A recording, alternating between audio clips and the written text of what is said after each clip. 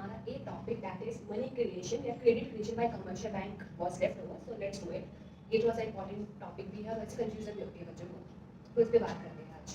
तो फर्स्ट देखो, मैंने एक एग्जांपल लिया है इस पूरे मनी क्रिएशन को कि कमर्शियल बैंक कैसे हमारी इकोनॉमी में मनी को क्रिएट करते हैं, कितना डिपॉजिट आता है, कितना पैसा वो आगे ग्रांट करते हैं, फिर कैसे वो प्रॉफिट कमाते हैं। ये सब इस टॉपिक का पार्ट है। एक एक करके बात करते हैं। फर्स्ट एग्जांपल मैंने एक एग्जांपल लिया कि सबसे पहले फॉर एग्जांपल एक बच्चा है, बच्चा वैसे बैंक में डिपॉजिट करने का सॉरी, सो एक मैन है जो बैंक में गया, उसने कुछ 1000 रुपीज कमर्शियल बैंक एग्जांपल की स्टेट बैंक ऑफ इंडिया में उसने डिपॉजिट कर दिए। जैसे ही उसने 1000 डिपॉजिट करे, सेंट्रल बैंक ने कमर्शियल बैंक को वो रखा है कि उन्हें कुछ एनआरआर के दो टॉपिक है, एक है SLR statutory liquidity ratio and second है सीआरआर।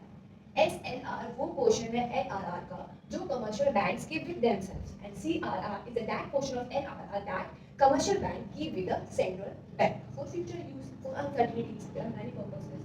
ठीक है, तो बात करते हैं 1000 है, एनआर कितना है 20%, यानी कि बैंक के पास डिपॉजिट आया 1000 का, उसको अपने पास इस डिपॉजिट का 20% रखना है, यानी कि 200, यानी वो किसी और बी पर्सन को कितना लोन दे सकता है 800। तो एक पर्सन था जिसने 1000 डिपॉजिट करे, बैंक ने बी पर्सन को लोन दे दिया 800 का। इसी के डिपॉजिट से बैंक ने क्या करा, बी को लोन दे दिया 800 का और 200 रुपये उसने अपने पास रखे। यहाँ तक क्लियर। अब इसमें एक अजम्पशन है, अजम्पशन क्या है कि all the transactions are routed to the bank, यानी कि सारी की सारी ट्रांजैक्शन किसके थ्रू हो रही है, बैंक्स के थ्रू ही हो रही है, अजम्पशन है हमारी। तो जैसे ही बी ने लोन लिया 800 का, लोन इंसान ऑब्वियसली किसी न किसी पर्पस से लेता है, अपने पास सेविंग के लिए बन, यानी कि उसको वो पैसे किसी को दे देते। तो बी ने वो पैसे दे दिए सी को, सी के पास 800 आए। अब हमारे पास अजम्पशन क्या है कि सारी सारी ट्रांजैक्शंस कहाँ से हो रही है, बैंक से, तो सी ने वो पैसे कहाँ डिपॉजिट करवा दिए, बैंक में, यानी कि 800 दोबारा कहाँ से आ गए, बैंक में। फिर बैंक ने क्या करा, 800 का 20% यानी कि 160 अपने पास रखा एंड 640 उसने फॉर एग्जांपल बी पर्सन को लोन दे दिया।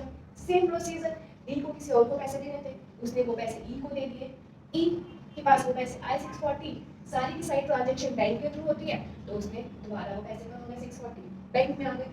बैंक ने वही 20% अपने पास रखे, 500 तो दोबारा किसी को दिए। ये प्रोसीजर चलता रहेगा चलता रहेगा चलता रहेगा। एंड में एक कॉन्सेप्ट आता है हमारे पास, टोटल कैसे निकालना है बता देती हूँ। एक कॉन्सेप्ट आता है that is money multiplier. Money multiplier का मतलब क्या है कि कितनी मनी को बैंक क्रिएट करेगा अपने इनिशियल डिपॉजिट से, मतलब 1000 का यूज करके वो कितनी बार लोगों को लैंड कर पा रहा है और कितना डिपॉजिट है, मतलब 1000 के हेल्प से ही वो कितनी बार लोगों को लोन आगे प्रोवाइड कर पा रहा है। ठीक है, तो मनी मल्टीप्लायर का फॉर्मूला होता है 1/NRR। In that case NRR is 40%, that is 0.2, so money multiplier is 5 times, यानी कि वो इनिशियल डिपॉजिट से जो टोटल अमाउंट है वो 5 टाइम्स बना देगा, यानी कि 1000 into 5 is equal to 5000। तो टोटल डिपॉजिट 1000 की हेल्प से उसने लोन दे दे के क्या करा, मनी को क्रिएट करा और उसने उसी पैसे से कितने अमाउंट बना दिया 5000 बना दिया। ठीक है, और लास्ट में जो डिपॉजिट है कि प्रोसेस तब तक चलता है जब तक डिपॉजिट्स और गेन हमारा लीवर रिजर्व रेशियो क्या हो जाए आपस में इक्वल हो जाए, तो 1000 एंड 1000, यानी कि जितने इनिशियल डिपॉजिट थे उतना ही उसके पास कितना हो गया एनआरआर हो गया। ठीक है, तो ये प्रोसेस था हमारा मनी क्रिएशन का कि कितना पैसे डिपॉजिट होते हैं बैंक के पास, कितना वो अपने पास रखता है, कितना वो किसी दूसरे को लैंड कर देता है, और ऐसे करके वो हमारी इकोनॉमी में क्या करता है, मनी को क्रिएट करता है। ठीक है, इसमें एक और क्वेश्चन अच्छा, higher the NRR lower the value of money multiplier. जैसे जैसे एनआरआर बढ़ती जाएगी उतना ही मनी क्रिएशन जो है कम होता जाएगा। क्यों? क्योंकि जैसे जैसे हम अपने ज़्यादा अपने पास रखने लगेंगे डिपॉजिट्स का अमाउंट, वैसे वैसे हम आगे लोन कम दे पाएंगे, लोन कम दे पाएंगे तो डिपॉजिट भी कम आएगा, तो वैसे वैसे मनी क्रिएशन क्या हो जाएगा कम। तो जितनी ज़्यादा एनआरआर ज़्यादा होगा उतनी मनी मल्टीप्लायर क्या हो जाएगी कम हो जाएगी, मनी क्रिएशन कम हो जाएगी। ठीक है, एक और क्वेश्चन है कि सिर्फ फ्रैक्शन ऑफ डिपॉजिट में कैश रिजर्व क्यों रखते हैं, मतलब अब 1000 है तो 1000 में से थोड़ा सा पैसे ही तो अपने पास क्यों रख रहे हैं, सारा का सारा नहीं रख रहे, ये सारा का सारा लोन नहीं दे रहे, तो ये सब क्यों? तो इसका आंसर है all depositors do not withdraw the money at the same time. आज के आज फॉर एग्जांपल 15 लोगों ने पैसा डिपॉजिट करवाया बैंक में, तो कल 15 के 15 अपना पैसे को विड्रॉ करने नहीं आएंगे। एक अजम्पशन है कि ऐसा होगा कि 15 लोगों ने आज करवाया डिपॉजिट तो कल विड्रॉ करना नहीं आएंगे, तो all depositor do not withdraw the money at the same time. Second, there is a constant flow of new deposit in the banks. हर रोज बैंक्स में नए नए डिपॉजिट्स होते रहते हैं। आज 15% से करे, कल दोबारा हो सके 20 करे, 10 करे, 30% करे, मेरे से भी कम वैल्यू देती है, उससे भी ज़्यादा डिपॉजिट्स होते हैं, तो नए नए डिपॉजिट्स आते रहते हैं।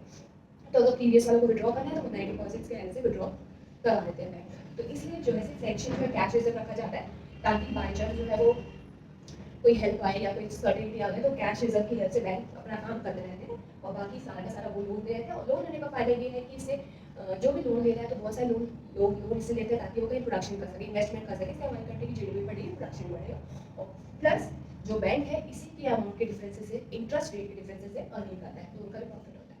तो ये हमारा था मनी क्रिएशन या credit creation by commercial bank. I hope आप लोगों को समझ में आ गया होगा।